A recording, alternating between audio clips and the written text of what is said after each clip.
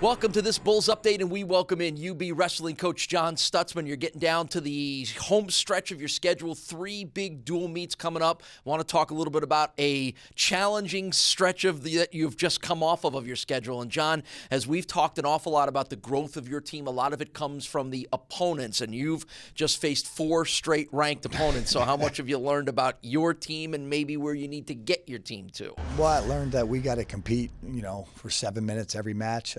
They're getting there. It's been a process. It's 8-8. That's better than last year, but it's been a tough process. But these guys are responding, and they're energized to kind of finish the season strong. You always want your guys to know this is what we have to get to. This is how we have to perform based on the success of those opponents. You think your guys are there yet or close? We're close. Even though we got beat and the score's a little lopsided, I thought we were in some matches to win. And I think whenever you can, win the little battles inside of a dual meet, I think, you got to show your team that. All right.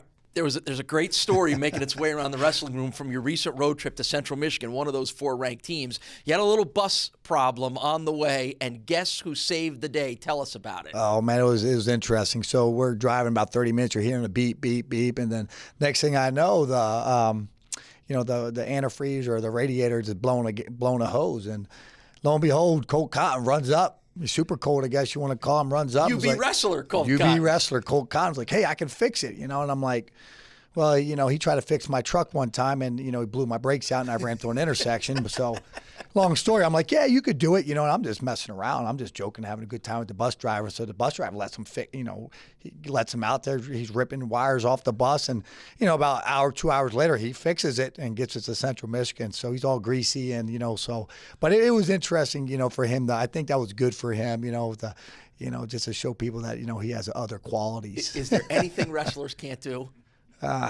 Get dates, probably. All right, I will not follow up that question, but I will with preview of a big weekend you got coming up. Friday night, Binghamton comes in here.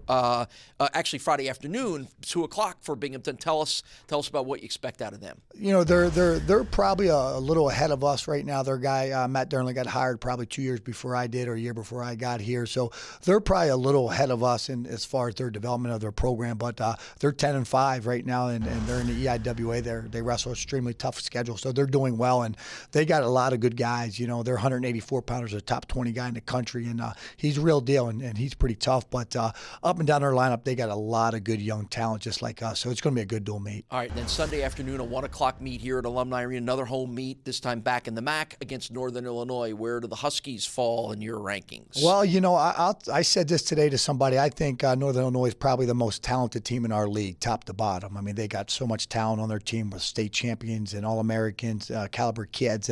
But like I said, they're the most talented team, top to bottom in our league, I feel. And it's going to be a tough dual meet. It's senior day. I'm hoping we come out and we wrestle hard. Well, let's talk a little bit about senior day, because it's always an emotional day for those guys. You have to say goodbye to some really key performers. And I want to let you talk a little bit about each of them. Let's start with Muhammad McBride. Well, the unique thing about all 3 of these guys, they came in here my very first year also. So they have helped us elevate this program from 3 wins to 5 wins to 8. Muhammad has been a big part of that, just based on his work ethic, based on his his strengths academically.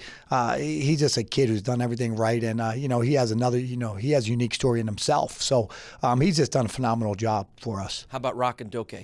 Rock's rock. He's like his name sounds. He's stubborn. But he's my guy. He's a guy who transferred in here with me from Bloomsburg University, and he has 18 wins this year. He's 18-14. He's just doing an unbelievable job, and he was a guy that was 3rd string in the beginning of the year and just kind of made his way into the starting lineup. And I'm really, really sad to see him go. And Muhammad and Tyler, those guys have, like I said, they've helped elevate the program. It's a special day and a sad day. Right, and you mentioned your 3rd senior is Tyler Rill. Tyler's, he's a guy who's fought injuries throughout his career, here, but unbelievable family support staff. He's dealing with some issues back home with his grandmother sick and things like that. So this is a special day for him, hopefully to be able to, just to wrestle, not to go out on top, just to be able to wrestle one last time, so it's a special day. So we're excited for those guys, and hopefully we can, come out on a win. All right, that's Sunday at 1. Of course, get out here Friday at 2 to see the meet leading up to that against Binghamton. Friday at 2, Binghamton. Sunday at 1 against Northern Illinois. I need an oil change. Can you let Colt Cotton out of practice for a little while? I'll let him out of practice. All right, there's your update. Wrestling's got a big weekend coming up, big wrapping up to the season. Make sure you get yourself out here to Alumni Arena. We thank John Stutzman for joining us for this Bulls update.